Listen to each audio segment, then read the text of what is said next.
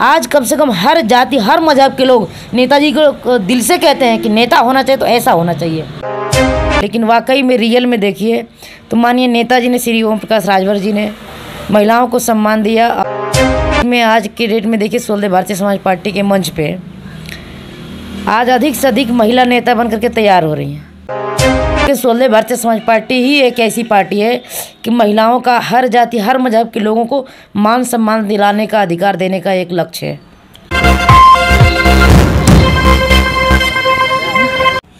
नमस्कार दोस्तों, राजभर एक्सप्रेस में आप लोग का तहे दिल से स्वागत है। आज हमारे साथ है राजमती निशा जी, जो राष्ट्रीय उपाध्यक्ष है महिला मोर्चा की। आइए जानते हैं ये पद पे कब से हैं और 16 भारतीय समाज पार्टी में जुड़ने का कारण। देखिए, मैं जिला बहराइच से रहने वाली हूँ। 16 भारतीय समाज पार्टी में जब नेताजी मंत्री पद को छोड़े थे तब हम उसमें आए थे और उनके नीतियों से बहुत खुश हुए, क्योंकि उन्होंने महिलाओं को सम्मान देना। मैं आज के डेट में देखिए 16 भारतीय समाज पार्टी के मंच पे आज अधिक से अधिक महिला नेता बन करके तैयार हो रही हैं। किसी भी पार्टी में केवल फेसबुक पे फ़ोटो पे 2 मिनट के लिए लोग दिखा देते हैं, लेकिन वाकई में रियल में देखिए तो मानिए नेताजी ने, श्री ओम प्रकाश राजभर जी ने महिलाओं को सम्मान दिया। और आज की डेट में अभी इसी अगले महीने में नवंबर में एक महिला सम्मेलन जन अधिकार मिलने वाला है और उसकी रैली हम लोग करने वाले हैं। महिलाओं को बताना चाहते हैं कि आज की डेट में हमारे समाज के परिवार में हमारा मान सम्मान ही क्यों घर में ही सुरक्षित नहीं है। आप देखिए, महिलाओं को आगे पढ़ने के लिए बढ़ने के लिए हमेशा हर कदम पे रोका टोका जाता है, लेकिन 16 भारतीय समाज पार्टी ही एक ऐसी पार्टी है कि महिलाओं का हर जाति हर मजहब के लोगों को मान सम्मान दिलाने का अधिकार देने का एक लक्ष्य है। 16 भारतीय समाज पार्टी में महिलाओं को चुनाव लड़ने का मौका मिलता है? बिल्कुल मिलेगा। जो आज कहा जाता है कि महिलाओं को 50% आरक्षण मिलना चाहिए, तो क्या लगता है कि जिस हिसाब से आप बता रहे 50% मतलब 16 भारतीय समाज पार्टी को सम्मान पहले से महिलाओं को दे रही है? पहले से ही दे रही हैं। और हम उनसे जो खास करके जो लोग औरतों से घृणा करते हैं, हम उनसे कहना चाहेंगे कि रोटी बनाने के लिए बेटी चाहिए, घर में परिवार की सेवा करने के लिए बहू और परिवार पत्नी चाहिए, और घर में एक आश्रय के लिए माँ चाहिए। लेकिन जब घर में बेटी पैदा लेती है तो उनको तकलीफ़ हो जाता है। जब बेटियां पढ़ लिख कर के आगे कुछ करना चाहती हैं तो हर वक्त उनके पैर पे बेड़ी लगाई जाती है कि तुमको इतने कटघरे में रहना है, इस कदम से पीछे कदम के रख कर चलना है। हर जगह हमारा पिछड़ा वर्ग समाज, खास करके हम उनसे कहना चाहेंगे जो खास करके जो पिछड़ा समाज के लोग हैं, वही लोग हमारे माँ बहनों को हर वक्त में पाबंदी लगाते हैं। उनसे क्या कहा जाए कि उम्मीद तो हम लोग आज कर रहे हैं कि आज 16 भारतीय समाज पार्टी में महिला वर्ग के लोगों को अधिक से अधिक मान सम्मान मिलने की चेष्टा दिख रही है और हम लोग आगे चल करके हमें बहुत मान सम्मान मिलेगा, ये उम्मीद है। जैसे आपने कहा कि महिलाओं को आज घर बच्चे लोग को पढ़ने नहीं दिया जाता है, आपको एक मौका मिला है कि आप पार्टी की तरफ से कि लोगों को वो जानकारी पहुँचाए और लोगों से आवाज़ उठाएँ कि जो ऐसे कर रहे हैं उन पे क्या एक्शन होना चाहिए।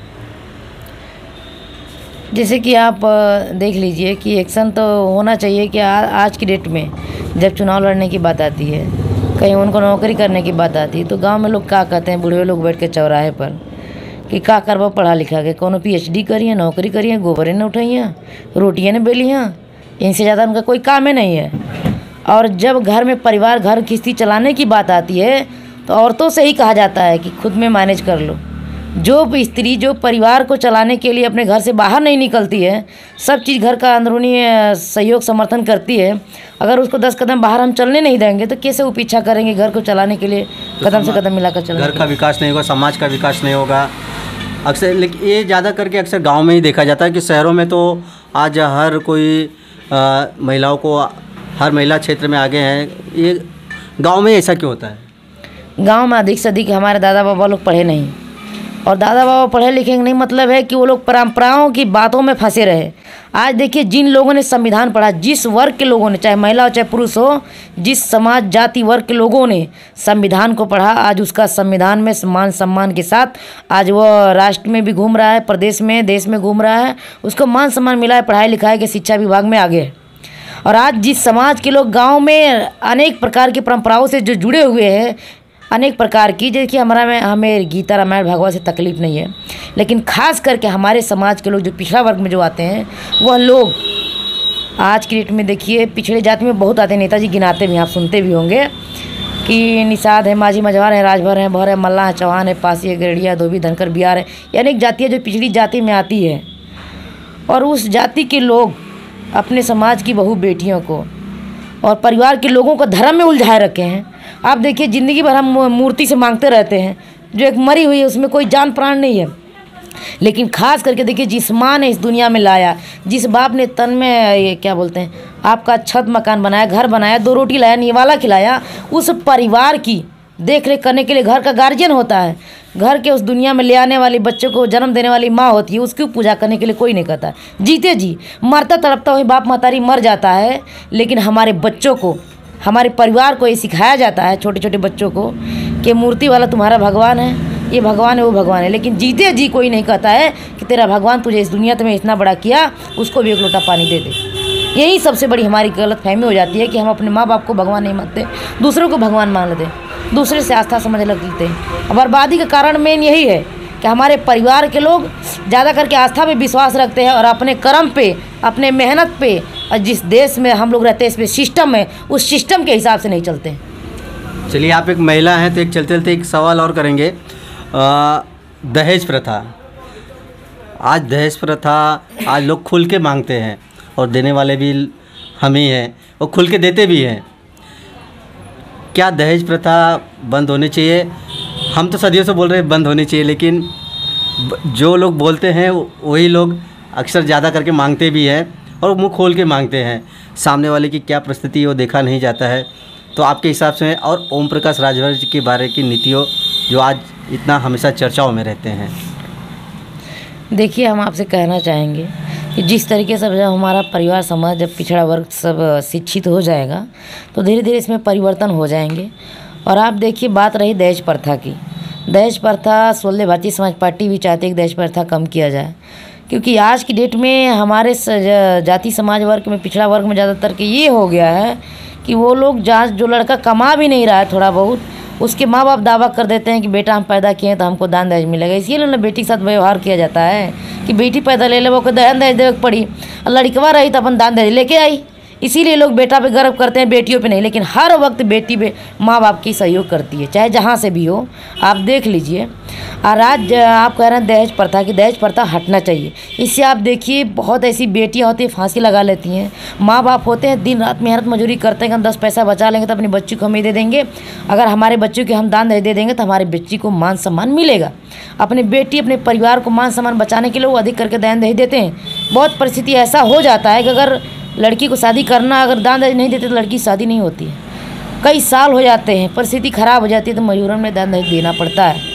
और जिसके यहाँ घर का बेटा पैदा, बड़ी शान से लोग कहते हैं हम बेटा पैदा किया, हम उनसे कहना चाहेंगे कि अगर आप बेटा की दान रखते हैं तो कम से कम अपने बेटा को उस लायक बनाइए। आज कमाने की मजदूरी की बात करें, आपसे बता दें कि कमा रहे हैं लोग, खास करके आप उनसे देखिए कि दिन भर में 500-1000 रुपये कमाते हैं।